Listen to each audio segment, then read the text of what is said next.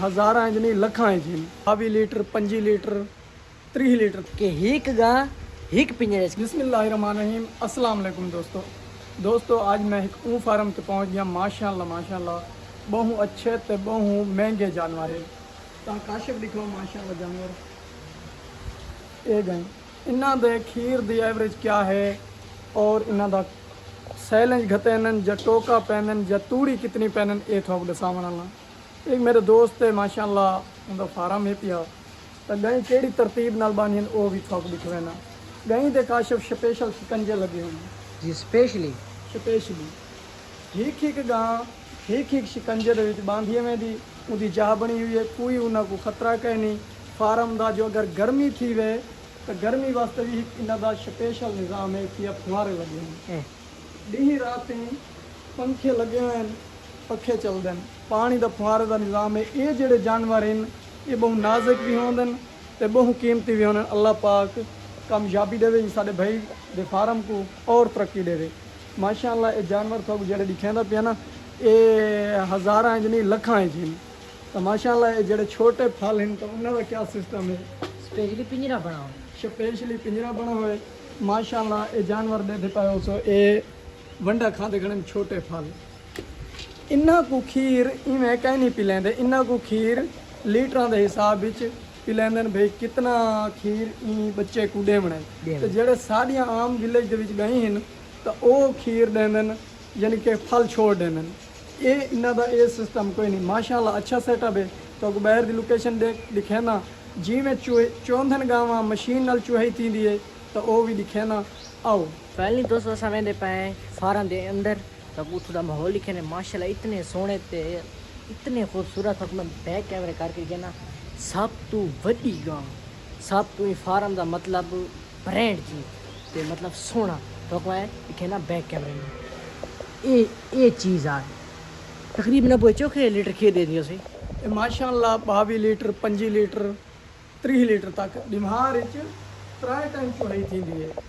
अच्छा दिमार विच 3 टाइम चुहाई थींदी है माशाअल्लाह। सिस्टम दिखा तो पहले दोस्तों मतलब शिकंजे लिखे ना जिन भी स्पेशली गावा बामहर का निज़ाम है हेठू VIP रेत तक मैं बैक कैमरे ना लिखे ना जेरा ना बामहर दी जगह ये देखो माशाअल्लाह ज़बर ये ना ही गां जगह मतलब ही की जगह है ना ये भी दो गाय नहीं बह सकती गई स्पेशल सीखिया हुई हैं ते मतलब ही गां है ना ये आराम से नाल बासी तो मैं भलाई विजिट करवाना देते पे ना ये हिक गां दी ये दूजी गां दी ये तीजी चौथी पंजवीं छवीं सतवीं अठवीं 8 गई दी स्पेशल हिक की जगह ते फैली इनू मेरे ख्याल इना दे घुमन फिरन दी जगह इन्ना दी जड़ी ये तरतीब है भई इन्ना पीर साहिबानी माशाअल्लाह बहुत अच्छे बंदे ने। इन्ना बहुत सेटअप बनाया है। केड़ा सेटअप है ये जे गांव इथा आसन ए दोपहर को छां ते थान के बस मजे ना जेड़े रात थी सी यानी कि रात दी इन्ना दी बावन दी क्या तरतीब है।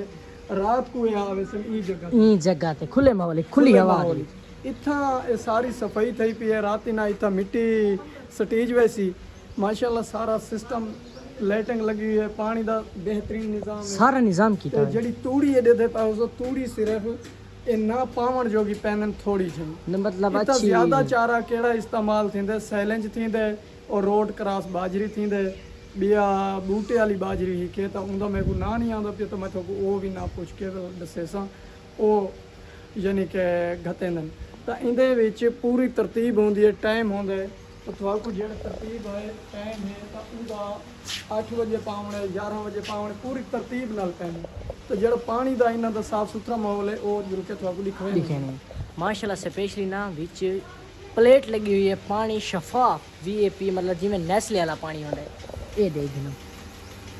हाँ जी काशिफ ये देखो ये सिर्फ पानी ना जिवें इंसान को अच्छा पानी साफ सुथरा पानी मिलता है माशाल्लाह। एक प्लेटा लगी हुई हैं बहुत साफ सुथरा पानी है शफाफ बिल्कुल साफ सुथरा। एक बंदे का दिल करन जो और ज़्यादा तसई होवे तो बंदा ही पी सकदा ठीक है। तो ये चीज़ दे विच मजाक भी कोई नहीं और सीरियस ओरिजिनल सब चीज़ां लिखे ने पाए जेड़ा मेन चीज़ है तो थोड़ा कैमरे मैन दिखाओ एक कहीं चुआई थी नहीं पे वो भी सीन तो आपको मजीद नज़दीक करके दिखे ने।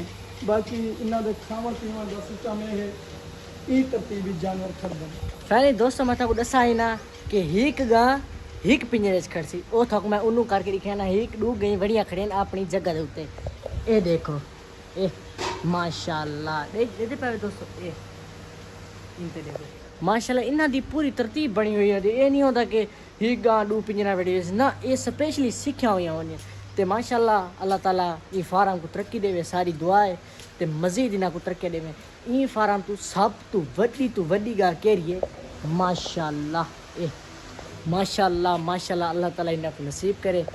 इतना को मैं बार बार क्यों दिखाता पे क्योंकि मैं कोई गां देख के ना दिल ठरदा पे तकरीबन मोबाइल दे विच भी नहीं आती पे जेड़ा गई चोई थी ते आगे ओ भी मैं थाकू दिखे ना जेड़ा मैं थाकू दिखे ना भाई चोई थी ए देखो माशाल्लाह ए हुन बई गां दी वारी लग गई है तकरीबन 12-13 गई हिन 12-13 गई हिन ओ वेनियन दूध चुवाई देने मतलब तकरीबन अबू दसेंदा पिया ना अंदाज़ा तो नहीं लाना चाहिए तकरीबन 3 लीटर या 5 लीटर खीर देने।